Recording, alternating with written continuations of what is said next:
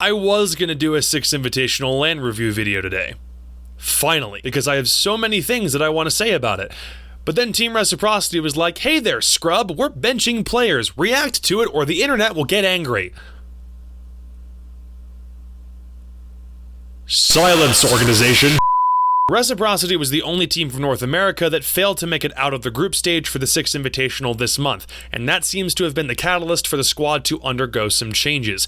Over the past 2 days, both Nyx and Retro have been benched and are now unrestricted free agents. What this means is they're able to explore opportunities with different teams while still being contracted to Reciprocity. There's a few different angles to consider on this. Let's start with Retro. Since Reciprocity dropped Mark the Shark back in November of last year, he's moved from more of a flex role to the team's bona fide support player, a role that he seems pretty comfortable with since that transition. It's part of the reason why I can forgive his low rating at both the Invitational and at the US Nationals finals last year, but being at the bottom of the team at both events might be enough cause for concern anyway. In that regard, I can understand some of Rek's rationale behind making this move, but in his almost 2 years with this team's core roster, Beast Coast, Cloud9, and then Reciprocity, he's won a minor at DreamHack Montreal 2018 and has numerous big tournament appearances before and since. He's also a former Pro League champion with Continuum way back in 2016. He's got a good history. He's won more events and been to more than most current North American pros can say they have. So despite the recent bumps in the road, I'm pretty confident that he'll find a way to land on his feet with a new team.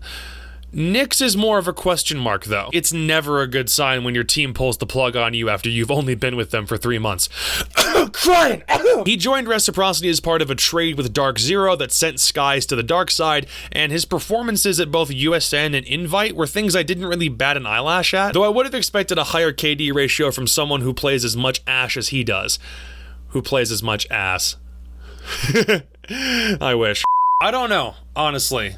Nyx has just felt really lackluster playing for Rec. I wish I could tell you where the disconnect was, because I just assumed he needed more time to settle in with his new team since transitioning from DZ, and Rec sometimes play enough of an unpredictable playstyle that I couldn't really tell if he was necessarily doing things wrong. But getting benched after such a short tenure with a team just sends a really bad message.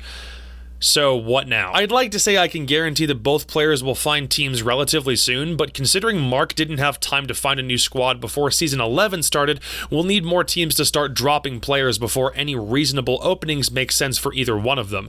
There's also a lot more talk about international transfers now, especially since NA keeps getting European imports, so it does present more opportunities. Nyx to Na'Vi? Retro to G2? It can honestly swing either way. But I admit, I'm more interested in where Reciprocity goes from here. Laxing, Foxay, and Vertical are all proving to be standout players, but right now the team sits 9 points behind the lead for North American Season 11. So who do they bring in to fill the gaps? I have a theory. I know there's quite a few rumors right now about current Pro League players shifting teams, but something happened last night that's going to free up some additional talent. 2 teams I thought were both going to make North American Challenger League for Season 11, Run It Back, and PogChamp play each other tonight in a loser's bracket elimination game. One team will continue in the bracket, and the other will have 5 good players that weren't able to qualify, almost all of which are ex-pros. Guys like Jarvis, Shala, Brian, Shuttle, Vandal, Trippin. There's so much Pro League expertise between these teams, and it stunned me last night to realize that only one of these squads is moving on. Any of them could easily get back onto Pro League teams with holes to fill, even if it's not Reciprocity. That's just a theory. I think one player from either of those teams will probably end up seeing it Pro League in the very near future. That doesn't happen through Challenger League, but we'll find out as time. I didn't want to do a video on one roster move, but both Retro and Nyx leaving opens up a whole can of worms for North America to pay attention to. Best of luck to both boys on finding new homes, and we're knee deep in the shuffle at this point. Things are only going to get juicier. That's all from me. I'm going to be paying a lot more attention to the Challenger League qualifiers over the rest of this week. I would try to cast some of them myself were it not for work and school getting in the way. And the reason I haven't mentioned any specific rumors is because it's all speculative until an official announcement is made. I don't want to talk about something that's later proven wrong and then just seem like I'm in it for the clout. So there's a little bit of regulation I'm putting myself through here. Hit up my Twitter, my Twitch, and this YouTube channel for more in the coming days. Please and thank you, and I'll see you later. Yay!